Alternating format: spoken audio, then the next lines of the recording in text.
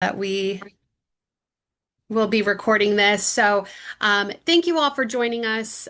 We at PCA Illinois are just like overwhelmingly excited to not just present today for our Lunch and Learn, but the series that we've put together for Parent Leadership Month and the response that we've received and the interest has just been like overwhelming. So it's just like really validating to us that we are moving in the right direction to support parents and promoting the parent leadership and parent voice.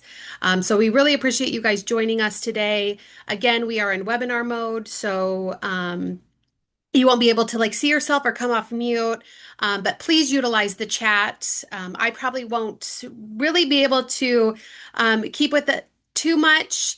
But I will try to stop because sometimes the boxes, get in the way. So I'll try my best. But we are recording this, so I'll send out a link to the recording. We also have a new parent leadership website or web page within our website. So this presentation will live there and on our YouTube page eventually. So that way people can revisit it or share it with their colleagues and their family and friends.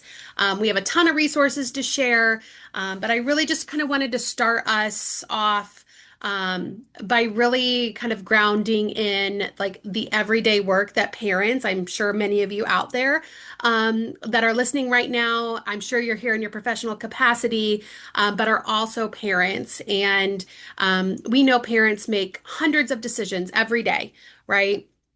And it shapes the lives of their children. And a lot of times that goes without recognition. It goes with lots of sleepless nights or lots of stress.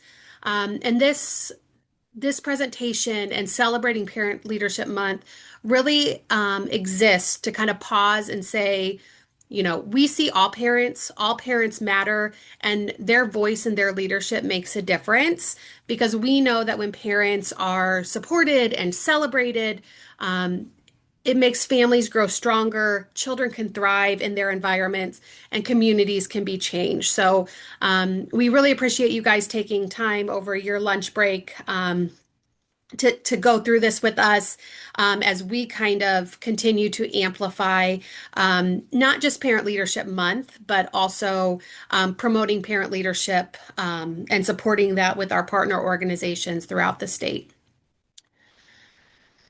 So, February is National Parent Leadership Month. It is a month-long celebration of contributions of parents who work to improve the lives of their families, neighbors, and communities. Um, you know, Parenting is leadership, right? You are raising tiny humans.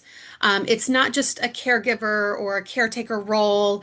Again, it's those daily decisions that shape values, behavior, resilience, future outcomes. And sometimes these parents are doing it with no recognition or no real formal supports, which we'll talk about a little bit later, but then also next week in our Lunch and Learn for protective factors.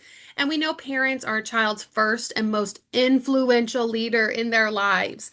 Regardless of if they come into systems later into their life or they reach out for support, the parents are the first and they're the most important. So we should be celebrating them not just in February, throughout the year, but definitely having February kind of be their month is such a great space. So, what is parent leadership? It's active, meaningful participation of parents to shape policies, programs, and decisions that affect their families and communities.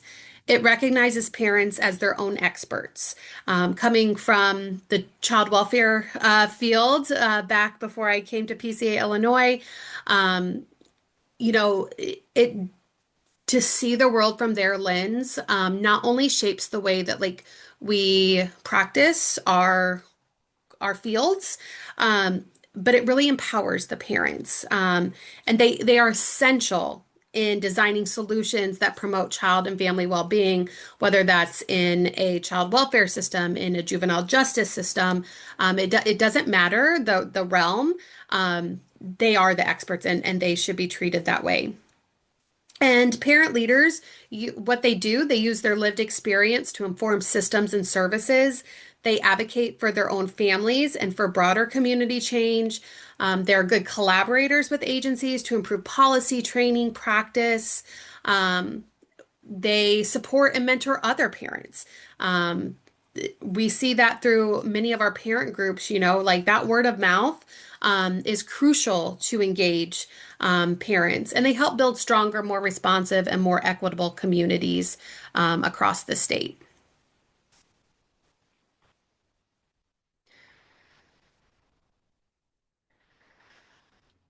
So parent leadership strengthens families and systems. So when we think of parent leadership, yes, like we can give them certificates and do, recognition ceremonies or, make Facebook posts and like all the great things to celebrate the parents. But we really also need to think about like their impact on the systems. And our systems need to center family voice because our parents know what works best for their children. When they can influence those decisions, programs become more relevant, accessible, and effective. Again, I think back to child welfare days and, sitting in the child and family team meetings. And I was in working in foster care when DCFS was rolling out new models for child and family team meetings. And I mean, it was a shift in our practice of how those child and family team meetings were set up, who was invited to the table. And it really did open up like conversation and progress when it was more centered on the family voices instead of just, checking boxes and going through a service plan. It also builds trust between agencies and families. I'm sure I don't have to go into elaborate detail about how some families can mistrust systems. So allowing them in and empowering them and using their voice can really help sow some of those seeds of mistrust. Because we know that that's an essential part of prevention and early support, right? If our parents don't trust the systems or trust the programs or trust their supports, it's going to be really hard to see like some of that like tangible progress towards strengthening that family. And then it strengthens protective factors. We're not going to go too much into protective factors today because that's our next week session. But some of the key protective factors that it strengthens is parental resilience, social connections, knowledge of parenting and child development, concrete supports, and social emotional competence of children. When we strengthen these protective factors for these parents, if you think about it, like when they're in their day-to-day lives in their homes and we're not there on a visit or they're not in our offices or we don't see them out in the community at events, they are going to be practicing these things. So if we give them the skills and we empower them to use them, like that is only going to have positive impacts on their children and their family unit as a whole. And then it also creates sustainable community change. Parent leaders help identify problems early, they help with solutions, and then they also help with how to like implement those solutions, right? This leads to policies and programs that last and not just focusing on like short-term fixes. We have a training on engagement where we spend a lot of time talking about like barriers to like why it may be more difficult to engage families in certain systems and really just, our common thoughts of like, oh, transportation, provide bus passes, help with like Uber reimbursements or whatever the case might be. Like those are very short term because if you have a family, who's in your program for 3 years, is that the best solution or does that help with like that one visit that they need transportation for? So help like bringing families in to talk about like what are those barriers and helping like hearing what their solutions might be can really help with like sustainable changes. And agencies and programs benefit from working with parents as well. It's not just, our parents need, some more recognition or more seats at the table. This has been kind of a movement that's been going on for a little while now. And the programs that have like really hit the ground running and have embedded parent leadership into their programs have seen tremendous impacts. Their programs are more effective because when they're designed with families instead of for families, it better aligns with community and family needs, which increases the participation, retention, and outcomes, right? The engagement that we were just talking about. It allows for some equity and power sharing. So, embedding parent leadership shifts systems away from the top down decision making to shared leadership, promoting equity and dismantling barriers families often face. And again, thinking back to my own child welfare days, it's not like we weren't thinking about these things. We were never like, that's a barrier. Well, too bad we can't help with that.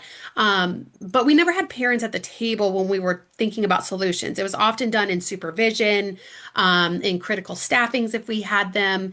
So, really, like, thinking about the barriers and not just assuming what the barriers might be, that power sharing can be really helpful. And I know that if you've done any training in a trauma informed or trauma informed system, um, we know that like power sharing and empowering people can make huge, tremendous impacts on their trajectory into more positive outcomes. So we have to kind of stop thinking of it as like, well, you got into this system, so now here's your X, Y, and Z to get out of this system, and really thinking about like what brought you into this system and how can we help you get out of it. Um, it also allows for better prevention outcomes, because it helps identify like the early warning signs instead of waiting for, the barriers to present themselves. If you already have parents in there and they're already talking about the barriers before they happen, it improves access to supports. It strengthens those prevention efforts.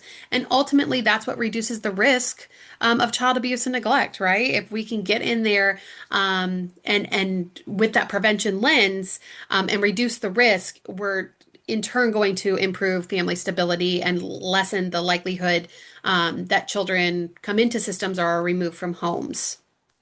And then it really helps with the agency learning and innovations, because parents can bring in some really unique insights that like us agencies and I say us kind of as a whole, we might overlook because again, like we may see some similar patterns with like families that we're serving, but it's not cookie cutter, right? We cannot say like because this one family lives in this town and they have transportation barriers that any other families living in that town will also have transportation barriers.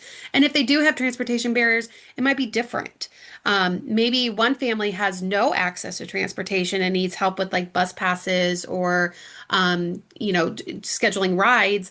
One family might have a car, but maybe it's a little older and they need help with maintenance. So really looking at like that innovative piece and taking their perspectives can really help refine those services, uncover gaps that need attention that can be worked on before the crisis happens, right? Like before the car breaks down and they miss a court hearing or they miss a visit with their children. If we know that coming in because we've empowered parents to say like, here are my needs and like here, or where I can use support with, then we can help them, right? I'm going to check the chat real quick, just to make sure I'm not missing anybody. I see people still introducing themselves, so please keep doing that. I just want to make sure I don't miss any questions. If you have questions for like the end, feel free to throw them in the Q&A. I'll try to make sure that I leave a little bit of time to have some Q&A and some dialogue.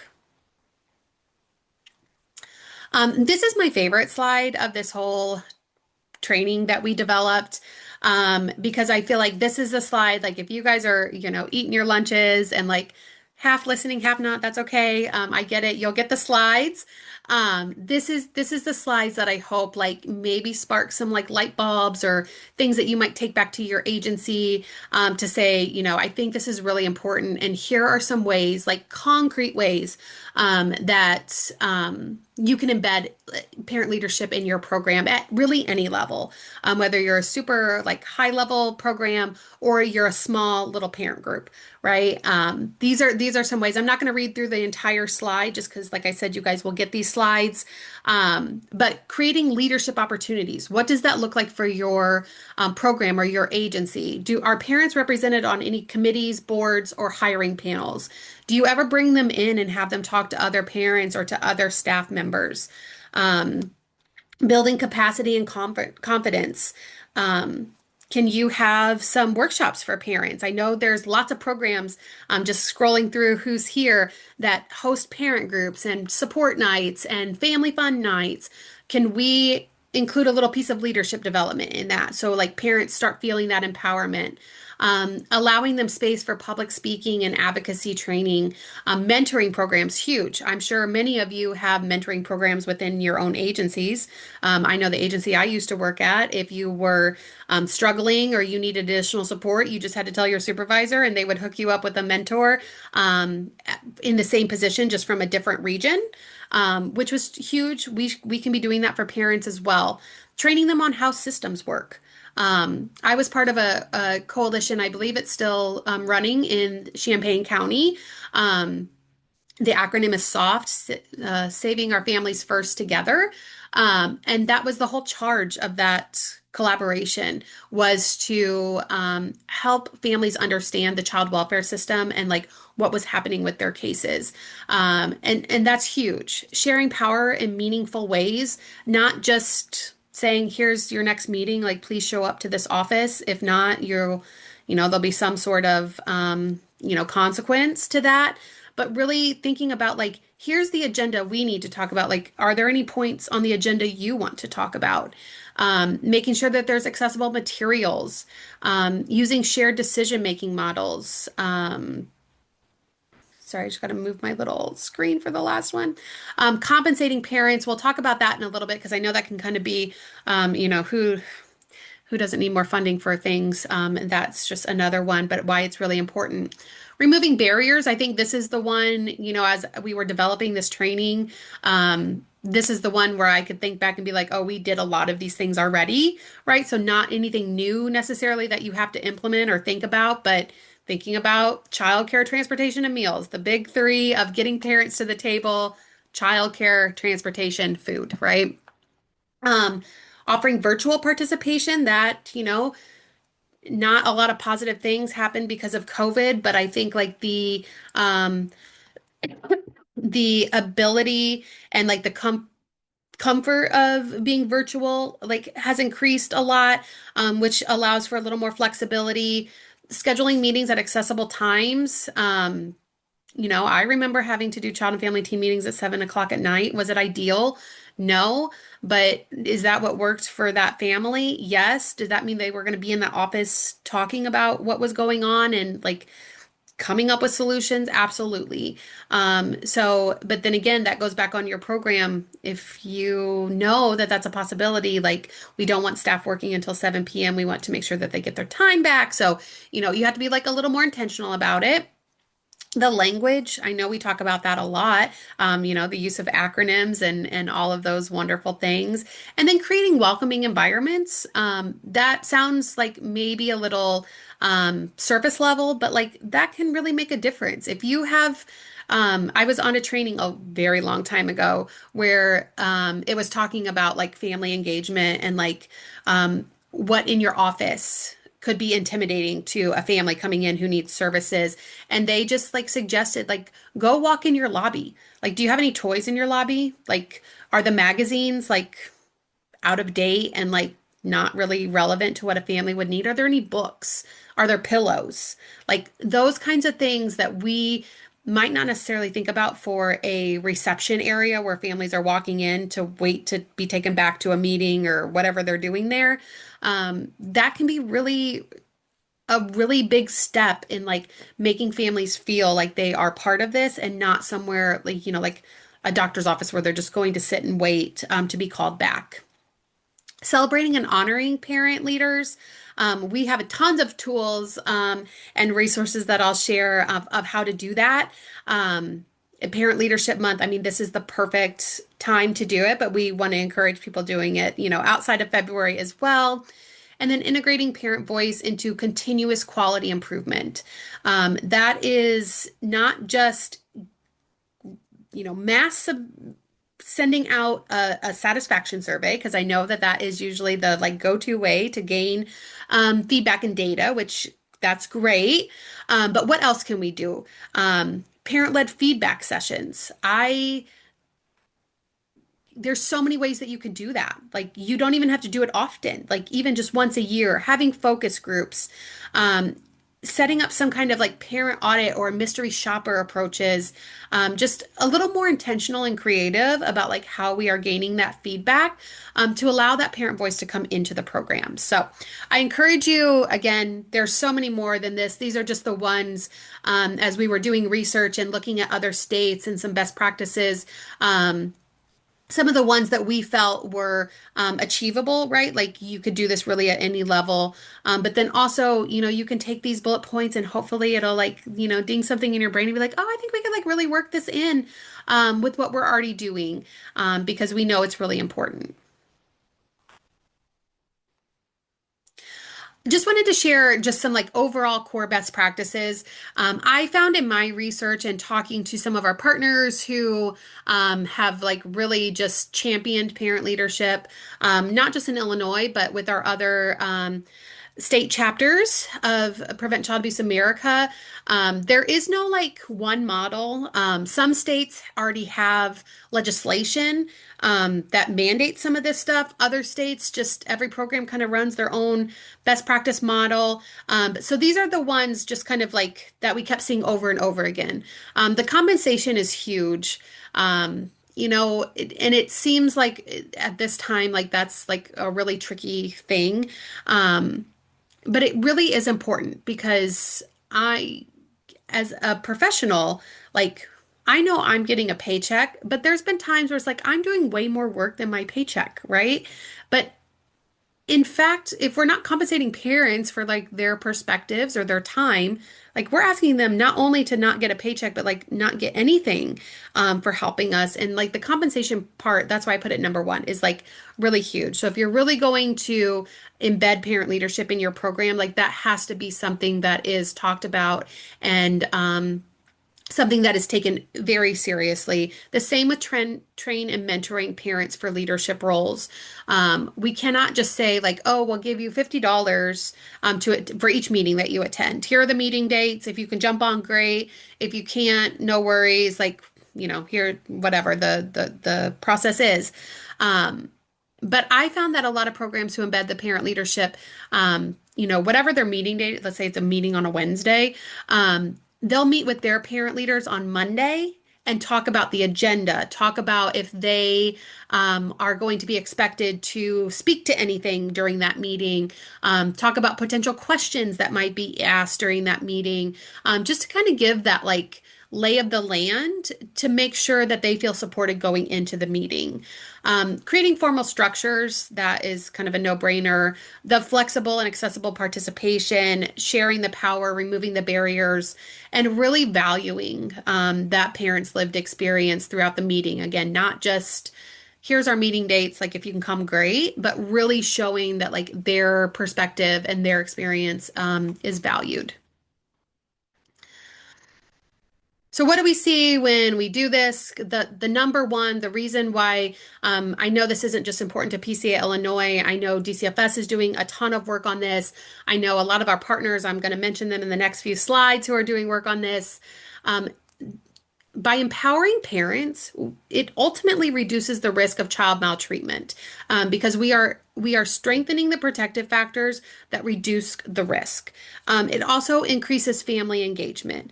It also allows for more equitable services for families and stronger community networks. So all of the programs who are, struggling with the engagement or having the parent night outs and only two or three parents come, like really thinking about like how are we involving parents in the process of those things, because ultimately that word of mouth is going to be invaluable, because you can send out all the cool Canva flyers and Facebook posts and all the funny memes and everything that you can think of, but in my experience hearing feedback from the programs who are doing that, it is way more credible if a parent goes, I attended this support group last month. I learned a lot. Like, you want to come with me this month? You are more likely to get the parent there than any Canva that you create or a funny meme that you put out about your meeting or any food that you might be providing or transportation or childcare even. So it really does. Like you will see it on the back end. It is not just like a wishful thinking of like we need more parents. We will see it come through in our services. And then ultimately, families are better equipped to navigate challenges, which improves program outcomes. So even at those top level conversations of like, because it's always going to come back to resources and funding, right? You will see those efforts pay off in those program outcomes. And even if you're not looking at the outcomes, because like I think that's like a very, I know we have to have outcomes for like funders and all the good things, but you're just going to make the family stronger. Like that should be enough in itself to say, I know that if we can engage these families in these things and we empower them a little bit, it is going to make a difference in their family unit. Like that, like sold. I'm there. So really being intentional about the parent leadership and empowering parents. Again, it's not just like a trend or like, oh, we need some lived experience. It really does make a difference. I'm gonna check the chat real quick to make sure I'm not missing anything. Okay. So like I said, I just wanted to highlight some Illinois models for parent leadership. This isn't the exhaustive list. Like I only have one slide, so there's just this. So like there's so many more things out there happening. These are just ways that Prevent Child Abuse Illinois has been involved in or partners with. So I don't, if you are out there and you're like, we do this, I'm going to give you a chance to share that in just a second. Um, but the Illinois DCFS Partnering with Parents program, working with the family advocacy centers, I used to do in a previous role at PCA Illinois, would go to Peoria every once in a while and do some resilience work with a family advocacy center there. And just watching the parents like hear the information and like you see like the wheel starts spinning of like, shoot, we are actually doing this. We just didn't know it. And then giving them some additional tools, like the best feeling in the world. Like I used to leave those parent groups thinking like, wow, I wish I would have had this information when I was like, a case manager or supervisor, because I would have much rather seen the wheels click. For those parents in that system than just giving them their checklist and doing the standard like progress of what they were doing. So that program is really cool. I know I saw a ton of Birth to Five people in the chat telling me where they're at. This is a newer initiative, but it really centers family voice by recruiting, training, and compensating parent leaders across Illinois. They have been a tremendous partner with PCA Illinois. I'm sure they've been tremendous partners with several. Their reach across the state is huge. And it really does, as we have become more involved with them, I mean, it just everything that we talk about parent leadership is what Birth to Five Illinois is doing. So definitely check them out. There's also the DCFS Statewide Parent Advisory Council. I'm going to share at the end. We actually were fortunate enough last year to do a podcast. Maybe it was 2 years ago now that I think about it. I'm not sure. It's 26, so who knows? But we were fortunate enough to do a podcast recording with a parent leader from the advisory council. Phenomenal. Like the work that they're doing there is so great. To make sure that the parents have the voice, especially in the child welfare system. So that advisory council is phenomenal. And then Kofi, if you're familiar, Community Organizing and Family Issues. We've had them present at our conference. Jesse Rojas, who used to be with Kofi, I think he's now over at Raising Illinois full time, but just tremendous in empowering parents and giving them a voice and a seat at the table. So definitely check out their work too. Again, list is not exhaustive. I know there's a lot more happening in Illinois. We only had an hour today, so these were the ones that made the slide. But again, I'm going to give you a chance to share if you have your own work being done because we definitely want to hear about it. But I also wanted to share with you what PCA Illinois is committed with parent leadership. We started having these conversations like intentionally, like strategically in our plan about 3 years ago. We took on this initiative in partnership with DCFS. They reached out and said, like, we want you guys to be more involved in parent leadership, provide education on parent leadership. So we have kind of been like slowly building our like reach of parent leadership over the last 3 years. But we have been doing this work for a long time with parents, partnering with parents at every level. We have developed focus groups to help. If you're familiar with our literature program, where we have brochures on the effects of domestic violence on children. How well do you know your lover? I don't know if you guys were in the field. It was probably like in the I don't know, 2010s, 2011s, where there was just a huge increase in child abuse cases, child death cases that were perpetrated by well, it's not a paramour anymore. That's not what they call them. But when I was in child welfare, they were called the paramour. But by a unrelated person living in the home, right? Definitely like a partner of the biological parent. So PCA Illinois brought in parents with lived experience of that to help develop the how well do you know your lover. And if you're not familiar with that brochure, it like there's like a little checklist of like, is this happening in your home? You know, these could be risks. Is this what's happening in your home? Like that is like a nurturing environment. So that was really helpful. We have parents serving in leadership roles on our board of directors.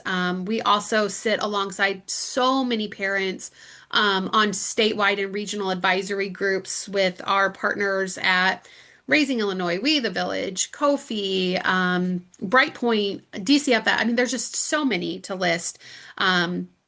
So it's really exciting to kind of be in that space with them. Not only I've learned so much, right? Like learned enough that I could like do a presentation like this. So it's really cool to see what's happening at other levels, whether it's like a local coalition, a regional coalition, or a statewide coalition.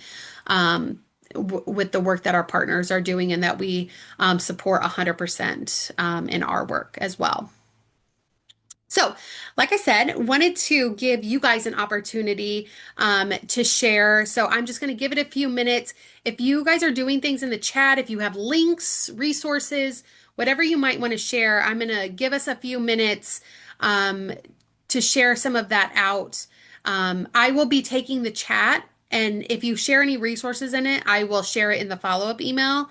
Or you can email me after this as well. I don't want to put anybody on the spot, but does anybody doing this work want to share what you're doing, how it's going, what you're seeing?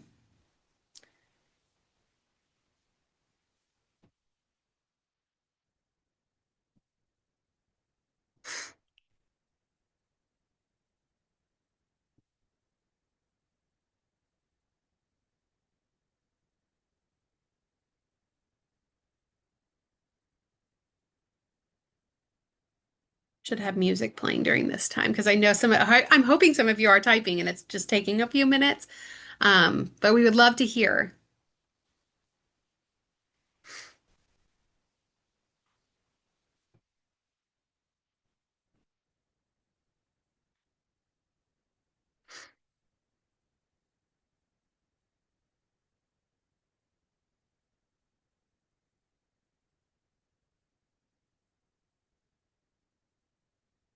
I don't see anything coming in, but I'll give it one more minute. Ah. I knew typing would take a minute, so good. Ashley, I'm just going to share out what Ashley is a parent ambassador for the All Our Kids, which is our AOK network. McLean County, that's where I am at. She's also on the Babyfold Parent Advisory Board and the Birth to Five, Region 17. So just thank you, Ashley, for your sharing your experiences in all of these different places. Oh no, I missed it here. Um, so Ashley said, I can say as a parent not in the field prior, I feel so empowered by my voice being important enough to be heard. And so far, our outreach efforts have gone well. We've done 2 parent cafes. I love that. Like, and I think, thank you for sharing that you weren't involved in this field before, right?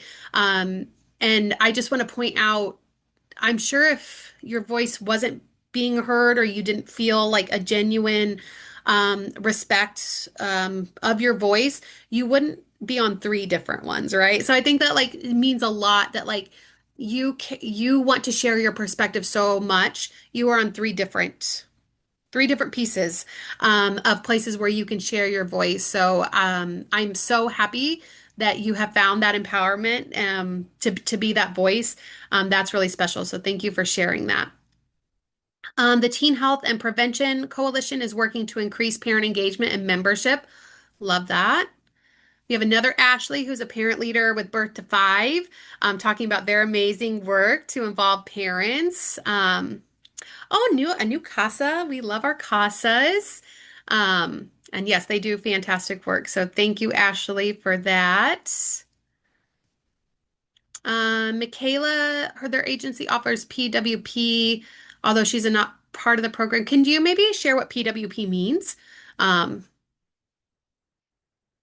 I can think of like maybe a few words for those acronyms. Um, Jasmine said they have parent ambassadors, paid volunteers who offer peer support to other parents navigating the early childhood system. Huge. Felicia has council members. Um, oh, surprisingly, they chose 8 a.m. on Sundays.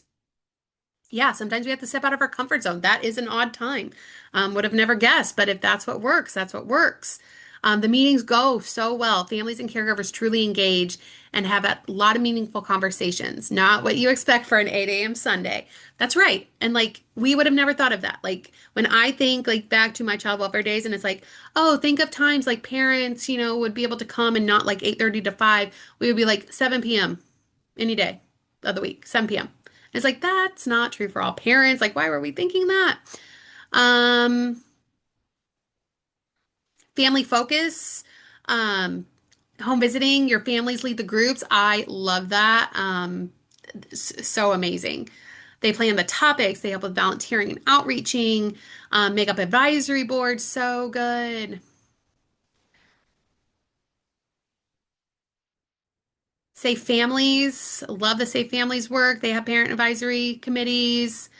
Birth to Three, yep.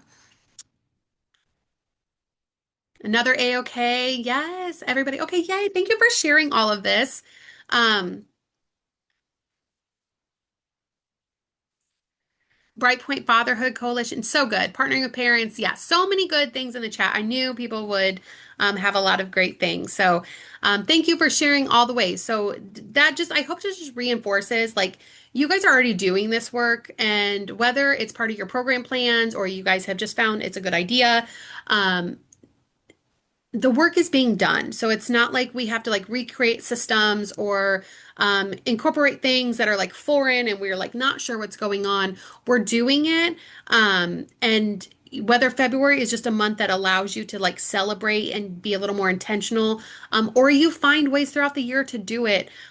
Just kudos to all the programs out there doing it. And if you aren't doing it, but you're like, this is so cool, I hope that have a great list from that chat of ways people or programs are already doing it. And we're happy to support however PCA Illinois can support your guys' programs. I know we do, like I said, we sit on a lot of AOKs. We work with the Birth to Five. We do a lot of work with home visiting. So we are here to support your guys' work however we can as well. So thank you all for sharing. Okay. Um, The other ways that we are celebrating Parent Leadership Month here at PCA Illinois, this is our first week of our weekly webinar series. Hopefully you guys have signed up for the other ones. Next week, we're really going to just take a deep dive into protective factors and how to build those in families. February 19th, I am so excited. We are having Raising Illinois talk about how they have incorporated parent leadership into advocacy. If you've ever attended Early Childhood Advocacy Day, it is just so like sometimes I just like sit there and like look at all the people there and like they're not the people that we see in the boxes in the meetings. Like they are families. They bring their kids. You hear them speak about how like supportive the early childhood system is and how much it means to them. And to know that they've had to travel sometimes all the way from up north to the Capitol building to share just because they feel like their voice matters and like the programs that they're working with have empowered them to feel comfortable to go there and say that and not just on Early Childhood Advocacy Day throughout the year. And then our last one of the week, really talking about how we as providers, programs, can strengthen, you know, leadership through advocacy, which in turn empowers the parents, right? So I'm really excited that Raising Illinois was able to partner with us and giving us some of their time to talk about the work that they are doing and how programs can support that work or start their own work at their agencies. Like I said, we have a new web page totally devoted to parent leadership where we'll share any of our trainings that we record. You can find our podcast episode there, lots of resources. I've listed them all here. You guys will get a copy of these slides, and anything that's underlined is going to be a clickable link. So you can use the slides to register, you can use the slides to download the stuff, to listen to our podcast. Episode. We're doing a ton on social media, so please make sure to follow us there. We're really excited to kind of continue being able to focus on parent leadership, not just in February, but have a place where we can keep updates going or share what partners are doing throughout the year as well. And then I just wanted to also lead you guys with some resources. Again, we have been like really focusing on parent leadership, like really intentionally the last 3 years. And these are some of the places where, I have learned so much. Like I thought I knew, like, oh, parent leadership, like duh, like empower parents, right? But there's so much strategic work that goes into like really implementing this stuff in your guys' programs or your agencies. So these were places where we have pulled a lot of our information um, just to really help understand like what the parent leadership looks like outside of just like empowering parents. So please feel free to use those resources as well. We wanted to share them with you. They will also be on our webpage, so you can find them there. For the rest of the month, I just wanted to share, we have our week 2 on February 10th, our week 3 on the 19th, and our week 4 on the 25th. In March, we're doing our lunch and learn on our Child Abuse Prevention Month community packet. So if you want to get involved in April activities, you'll definitely want to join that. And then we have a few more webinars coming up that I just wanted to share the dates with so you guys can get them in your calendars. We'll get registration out as time moves along for those. So I don't have registration links for the March, April, and May events, but save the date because it'll be coming out. And that's all I have for that. So I am going to, you guys will have my contact information. I am going to stop sharing my screen and would love to hear any questions or any thoughts that you guys have or anything you want to share, what's happening at your agency around parent leadership. I am also going to throw a link to a quick evaluation in the chat. If you could take a few minutes when we're done, I'll try to leave a few minutes to complete that. This is our first year doing these series, so I would love to hear your guys' feedback on what you thought were helpful. If there's any areas of parent leadership that you want more information on, we would love that. So I'm going to go back through the chat. Keep seeing. Lots of thank you for the resources, guys. I am just like pumped about that. I've been like excited for this day for a long time because it's the first time we've done this training. So thank you for your kind words. You guys will get the slides. They'll just be in a PDF. So you can print them. I think you can print them small, like so you don't print a slide a page. That would be a lot. So you guys will get them. Do you happen to have the date for Early Childhood Advocacy Day? I absolutely do. This year it is on May 13th. It'll be in Springfield at the Capitol. I will make sure in the follow-up email that I put the link to the webpage where you can find more information and actually register. So let me write that down real quick so I don't forget to do that. All right, let's see what else we got here. Oh, I love that you guys are loving the resources. Ah, that's so great. Laura Kofi approached them about restorative practice, engaging families with the mindset are other agencies on this call who proactively use restorative practices. If anybody wants to throw that in the chat, if you are using restorative practices, maybe connect with Laura. Um, would love to connect people also with any resources that are happening. Let me check the Q&A. Will there be a certificate? I can add a certificate, sure. Look for that in the follow-up email. Do that. What are some examples of ways you have compensated parents for participation in the focus groups? Okay, so I'm just going to be honest. We haven't ran a focus group for any of our materials probably in 5 or 6 years. So it was before my time. I'm not sure if we did provide compensation, to be honest. I'm not sure that was a priority, and I don't mean priority of PCA Illinois. I just mean I don't even think that was like a thought. But maybe we did provide compensation. I don't want to misspeak. But I know what I have found in my research of ways people have been compensated. Sometimes it is just like a stipend. So there's no like taxes or like any weird things like that. It's just like a stipend. And one of our partners, I believe it's in Oregon, PCA Oregon, on their parent advisory, they pay $50 for every meeting and then $50 if they attend like the pre-meeting support group. So basically each quarter they're like guaranteed $100 if they participate in both. But it allows them flexibility to, if they can't participate in one or the other, like they'll get a stipend for whatever they attend. Sometimes I've heard they provide like gift cards, whether it's gas gift cards or, whatever the case might be. Sometimes you have to like really pay attention to like your funding requirements. Like I know there's some programs who like the funders, they're like not allowed to purchase gift cards with their funding. So if you have like private funding or, you get funding from other sources, that might be an option. So just I think that's why there's like no standard rule for compensation is because like funders have different requirements for like how you can like downspend the money. Um, but we're still looking into that. I know there's some states that have passed like legislation that like mandates if you have a person with lived experience, you have to provide compensation, and that's like part of their law. So there's lots of things going on. But if you have specific questions, feel free to reach out to me.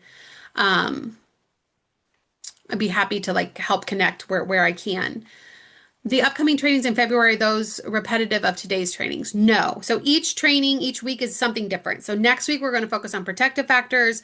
And then the last 2 weeks, we're going to talk about parent voice in advocacy. And then the last week is provider voice in advocacy. So won't be any repeat information. Um, so you definitely want to attend them, I guess, is what I'm trying to say. How do you go creating parent leadership when parents don't understand the importance of getting involved and educating them is difficult? Oh, if I had the answer to this question, man, I could possibly be much richer. I think like the trust, like anytime we go back to engagement or getting parents like feeling like they're part of the door, like coming into the door and not just like we're opening it for them, is trust. And sometimes that takes a long time to build, right? You cannot just be like, oh, we're doing this new initiative, like come hang out with us and we'll compensate you and do all the wonderful things. If they don't trust the staff or the agency, it's going to be a little difficult to build that. But then, like, find ways in whatever space you're meeting with these parents or these families to empower them in those meetings. Like, so it might not be a big initiative like a parent support group or a family fun night, but in your home visit or in the time that they're in your office with you, like in the daily conversations, like how are we empowering them to take ownership and to feel like they are a voice, even if it's just in their specific case, right? It doesn't have to be like this grand thing. And then as you build those relationships and you get a little more engagement from parents, then you can go out, right? And like start like really involving like a specific parent. Sometimes, it might just be one parent and that's okay too. Because if you're allowing their voices to be heard and you're using their voices and empowering them, you're still making a difference. So it might not be a grand gesture. It might just be one parent in one office, but that's okay too. And I would just always go back to like, you have to build the trust. And that is not something that's done overnight. So it's harder to see like the fruits of those efforts in a fast pace, but it's definitely worth it. Don't have a ton of access to parents in my role. It's really through the schools I work with. Any ideas how to build that trust? Yeah, I'm just going to go back to whatever your role is with that family. Even if it's just reaching out and say, "Hey, I'm working on this report. Like, do you have any thoughts about it?" Or, "Hey, I know Joey was with Mrs. So and so for the semester. Like, what are your thoughts on like what was he excited for when he came home from school? What did he not like?" There's so many ways that you can empower them. It again does not have to be these grand councils or these major things that like you have multiple parents coming into. Whatever role you're in, just base level communication. So, like every communication that you have with them should be a form of empowering them and not just, hey, I need X, Y, and Z from you, or hey, this is what's going on, A, B, C, D. You can always be asking for their feedback, and that's going to empower them in itself, whether it's just for that conversation or for a larger goal. I'm just gonna go. That's all a Q&A, so feel free to keep. We have a few more minutes. Um, Laura, it looks like you got a connection here in the chat, so I hope you found that. Taylor, Be Strong Families, huge work in parent cafes. Be Strong Families actually trained PCA Illinois staff to be like facilitators of parent cafes. So love that group. Um, Family Focus, Bright Point Fatherhood Coalition, absolutely. They do tremendous work. Um, we love Earl over at Brightpoint. We tap into him a lot with his expertise and his Parents Care and Share staff. I love what Ashley wrote. Sometimes all it takes is for someone to believe in us and see where our strengths are inside of us and pull on that, as well as ensuring we have the space to speak without being interrupted or talked over. 100%. And Ashley, I'm just going to take it one further and just say, I want you guys to think about yourselves as staff. Um, because how many times do we go into meetings and like we don't speak up, or maybe we've been in a meeting where we did speak up and people looked at us like we were crazy, or we're like, yeah, we can't do that here. How that's disheartening. That makes us like that just sows that mistrust. So the same way we talk about, like resilience with the kids, like it only takes one caring, stable adult to like make a, it's the same. It's all the same. It's all the same. We don't have to do grand gestures. Like we have to listen and we have to empower and we have to include these parents in whatever space we're in with them. Because once you get them, like once you make them feel like they are valued, the return on investment of that is you can't even put a value on it because it is so important. So thank you, Ashley. That was so well said. Thank you. Will I be sharing my contact information? Absolutely. I'm going to put our evaluation in the chat real quick, and then I'm going to put my email, but you guys will all get an email from me. Um, so you can feel free to save that or respond to that email. I'm happy to help. Oh, thanks, Elizabeth. She got new information, and that's always our goal. So I love that. Um, Kira said she's happy to connect. This is so great. Like this is really great. Because not only are you guys getting hopefully some new information, but also like making connections. I love it. Um, a certificate, yes, I will add a certificate to the follow-up email, so no worries there. I don't see anything else in the Q&A, so if nobody has anything else, I will keep the webinar open. But feel free to jump off if you are not trying to rush to your next meeting. I totally get it.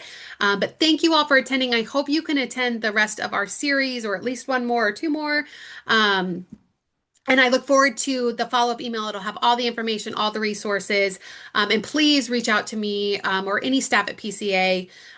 We want to support the work being done and are happy to do that in whatever capacity we can. So thank you guys for your time this afternoon. Be on the lookout for a follow-up email. Oh, I see people saying see you next week. That's so great. So excited.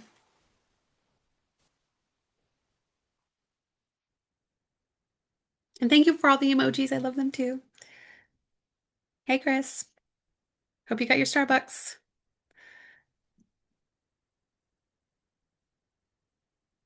Oh, please bring me the Starbucks. I will take it. It's too cold to go outside. All right. Well, oh, oh, people are saying they don't see the survey. Okay. Just put it in one more time. It'll also be in the follow-up email, so no worries there. Thank you guys for telling me you couldn't see it.